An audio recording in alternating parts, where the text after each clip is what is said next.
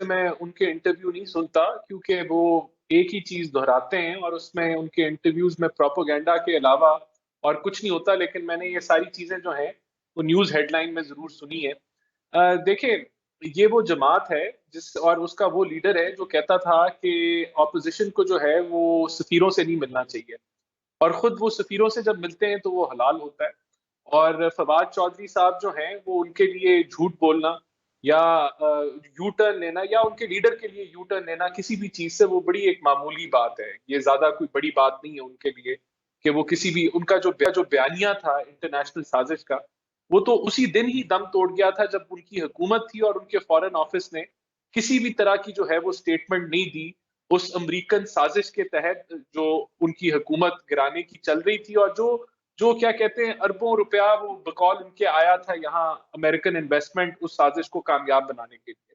और फिर उसके बाद आपने देखा कि वो उन्होंने सफ़ीर से अमेरिकन सफ़ीर से 36 गाड़ियाँ भी जो हैं वो चंदे में दी, उसको रेड कारपेट भी दिया, फिर $25,000 माहाना जो है अमेरिका में उन्होंने खर्चने का प्लान बनाया लॉबिंग के लिए, कि वो अमेरिका को बताएँ कि हम तो आपके साथ हैं, जो हम पाकिस्तान में बयानबाज़ी करते हैं वो सिर्फ सियासत है और अवाम को हम गुमराह कर लें, लेकिन हकीकत ये कि हम आपके खिलाफ नहीं हैं और कोई ऐसी बात नहीं है। तो अभी ये जो रॉबिन राफ़ेल रॉबिन हैं, उनसे भी जी। मुलाकात की तस्दीक हो गई।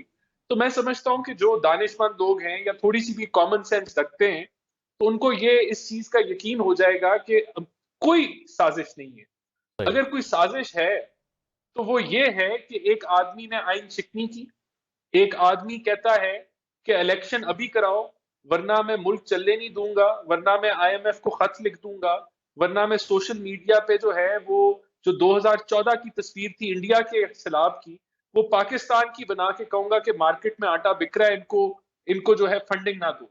वरना मैं अवाम से अपील करूँगा कि पीएम रिलीफ फ्लड के अंदर जो है वो राना साहब, पैसे लेकिन मत हर डालो। सोशल मीडिया कैंपेन को आप पीटीआई पे ब्लेम क्यों कर देते हैं? इसका लिंक किसने एस्टैब्लिश करना है कि ये कैंपेन उन्होंने चलाई है? उनके उनके एमएनए ने रीट्वीट की हुई है वो ट्वीट्स।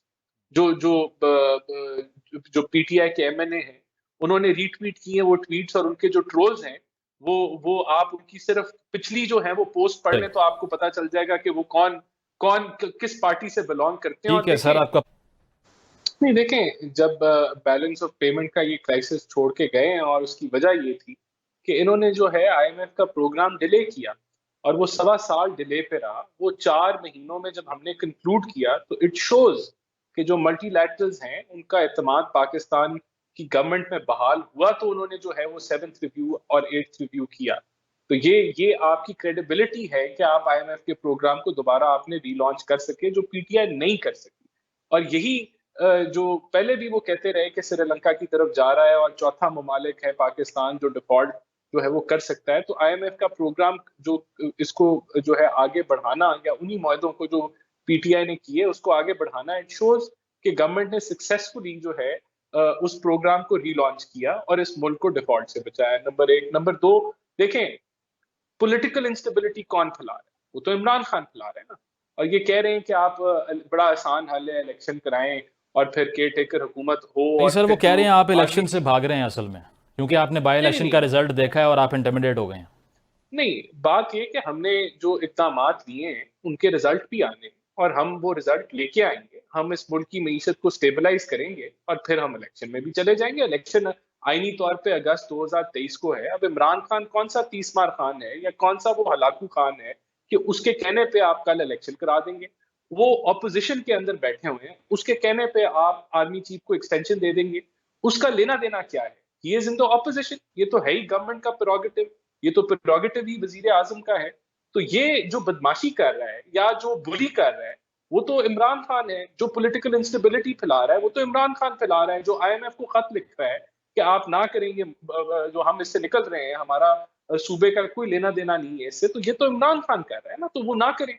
अगर वो ये फितनापन जो और ये जो तकसीम की और जो मजहबी कार्ड इस्तेमाल कर रहे हैं वो ये करना बंद कर दें, तो मुल्क जो है उसमें पॉलिटिकल स्टेबिलिटी आ जाएगी।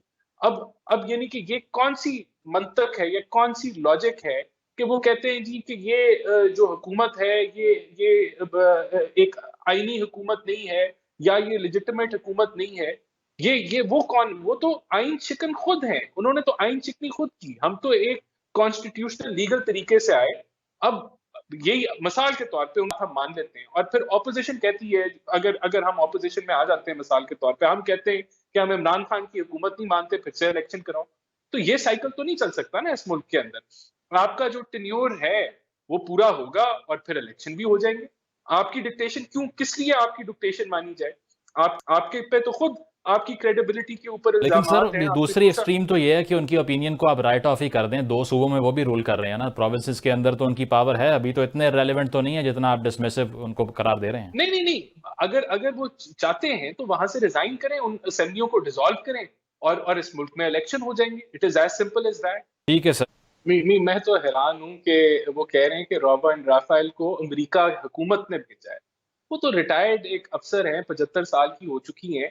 उनको, वो तो लॉबीइस्ट हैं, उनको तो शायद पैसे दे के पीटीआई ने बुलाया हो, लेकिन हिलाली साहब जो हैं वो बेहतर जो है वो पीटीआई की जो है वो हक में बात कर सकते हैं। तो उन्होंने वो सारी जो डिटेल जो दी वो बड़े अच्छे तरीके से उन्होंने डिस्क्राइब की। लेकिन बेसिकली हो क्या रहा है, इमरान खान ये कह रहा है कि मैंने तोशाखाना की इनकम नहीं डिक्लेयर की तो कोई नहीं, मैंने फॉरेन फंडिंग के पाकिस्तान के कानून की धज्जियां उड़ा दी, मैंने मिस डिक्लेरेशन की, मैंने दर्जनों अकाउंट छुपाए तो कोई नहीं, मैंने 650 केनाल अपनी बेगम फराग होगी और खुद के नाम ट्रस्ट में ले ली, 250 मिलियन की मनी लॉन्ड्रिंग को जो है एडजस्ट करा के, लेकिन मेरे पे कानूनी कार्रवाई कोई नहीं होनी चाहिए। मैं तड़ी लगाऊं फीमेल जज को, मैं तड़ी लगाऊं आईजी को, मेरे को आप टच नहीं कर सकते, मुझे कुछ नहीं कह सकते, क्योंकि मैं पॉपुलर हूं। और क्योंकि मैं पॉपुलर हूं और मुझे लगता है कि मेरी 2/3 मेजोरिटी आ जाएगी, तो इसलिए इलेक्शन अभी कराओ, वरना मैं यहाँ पॉलिटिकल इंस्टेबिलिटी फैलाऊंगा। और सलमान साहब भी यही कह रहे हैं, और वो अपने मुंह से खुद कहते हैं कि मैं खतरनाक हूं और मैं ये जो है यहाँ पॉलिटिकल इंस्टेबिलिटी रखूंगा, वरना इलेक्शन कराओ। तो बेसिकली मुल्क जो है वो फ्लड्स में डूबा हुआ है। आईएमएफ से अभी आपने जो मुआहदा नहीं किया इस मुल्क को, ये मुजम्मल मुझे मुकम्मल करने दीजिएगा। जी जी। 1400 अरब का ये खसारा सुई गैस के अंदर, गैस के डिपार्टमेंट में छोड़ के गए, जो एग्जिस्ट नहीं करता था, 1400 अरब का। तो आप सोच सकते हैं कि इन्होंने कैसी पॉलिसी डिसीजन की होगी 3.5 साल में। सलमान साहब इसका जरूर जवाब दें। 1100 अरब से सर्कुलर डेट को ये 2500 अरब पे लेके गए, बड़ी अच्छी इन्होंने पॉलिसी वर्क किया। 20,000 अरब का ये कर्जा 3.5 सालों में जो 80% बनता है वो छोड़ के गए। आखिरी साल के अंदर 5,400 अरब का फिस्कल खसारा छोड़ के गए। टैक्स टू जीडीपी ये 11% से नीचे ले आए, 9-9.25% के ऊपर। और ये कहते हैं कि हम जो है अब ये सारा तमाशा करके, आईएमएफ का मुआहदा हमने किया, सारे मुश्किल फैसले हमने किए, अब ये कहते हैं कि इनसे मईशत नहीं संभाली जा रही, और ये कहते हैं कि हम जो हैं वो हमें मौका दे दिया जाए ताकि हम दोबारा जो है इस मुल्क की तबाही दे दें। तो मैं तो समझता हूं कि बिल्कुल इस फितने को जो है और इस तकसीम की सियासत को और इस मजहबी कार्ड को जो आदमी इतने धड़ल्ले से इस्तेमाल कर रहा है उसे रोकना पड़ेगा। और अगर वो पाकिस्तान का कानून अपने हाथ में लेगा और तो राना अदारों साहब को भी वो रीकैप जो नहीं लग रहा, आप जो करेगा। मजहबी कार्ड की बात कर रहे हैं, 90s में आईजेआई बनी और उसके बाद में फोर फ्रंट पे तो आप थे रिलीजियस कार्ड को यूज करने के लिए, सो इज इट अ हाँ, रीकैप? तो क्या, अगर अगर 90 में जो चीजें हमने 30 साल पहले की, अगर आप समझते हैं कि पाकिस्तान को आगे प्रोग्रेस नहीं करना, तो फिर ठीक है, बिल्कुल। आप आज भी शुरू कर लें वो चीजें। लेकिन अगर 30 साल में हमने कुछ सीखा है, हमने भी गलतियां की, 90 की सियासत जो है, it is a black time in Pakistan, नहीं होना चाहिए था वैसे। लेकिन अगर हम उससे देखिए, हमने रशिया से इंगेज किया और हमने उनको कहा कि हम इंटरेस्टेड हैं आपसे तेल खरीदने में। तो उन्होंने हमें कहा कि जो आपने 2015 में गैस का पाइपलाइन का मुआहदा किया था, आप पहले वो कर लें, तो फिर हम लोग इसके ऊपर भी बात कर सकते हैं। नंबर एक। नंबर दो, तेल हम डेफर्ड पेमेंट पे लेते हैं, हमें तकरीबन 1 साल से भी ऊपर की डेफर्ड पेमेंट पे हम तेल खरीदते हैं, वो फैसिलिटी हमें रशिया ने ऑफर नहीं। तीसरा ये कि जो कंपनीज होती हैं जैसे टोटल, शेल, वो अपने तेल को खुद, वो क्रूड को खरीदती हैं और अपनी रिफाइनरीज के अंदर जो है वो उनको रिफाइन करती हैं। तो किसी ने नहीं रोका कि पाकिस्तान में ये जो कंपनीज हैं, ये मुफ्त का तेल भी अगर कहीं इनको दुनिया से मिले तो वहां से उठा के लें। नंबर 4, ये जो तेल होता है, ये कहा गया कि वो उन रिफाइनरीज में जो है ऑल्ट्रेशन करनी होगी या इन्वेस्टमेंट करनी होगी। ये रिफाइनरीज का प्रोरोगेटिव है कि वो समझते हैं कि लॉन्ग टर्म में उनके लिए रशियन तेल फीजिबल है, तो वो रिफाइनरीज जो है वो उसके अंदर वो और सर इन्वेस्टमेंट एक करेंगे। और बहुत तो बड़ा ये, क्वेश्चन मार्क आप लोगों जी, पर ये लगाया कि अभी रिसेंटली जो सारे इकदाम हुए हैं, खान साहब ने कहा उससे लगता ये है कि the strongest player in the game is establishment, इनके पास कोई ताकत नहीं है जो अभी रूल कर रहे हैं? देखिए, मैं समझता हूँ कि इस वक्त जो है ना, जो सूरत हाल है, we need to be united. और अगर हम जो है अपनी ये लड़ाई झगड़े की सियासत करेंगे और ये गंद फैलाएंगे, मैं समझता हूँ अभी सियासत में बहुत सारा गंद फैल गया है।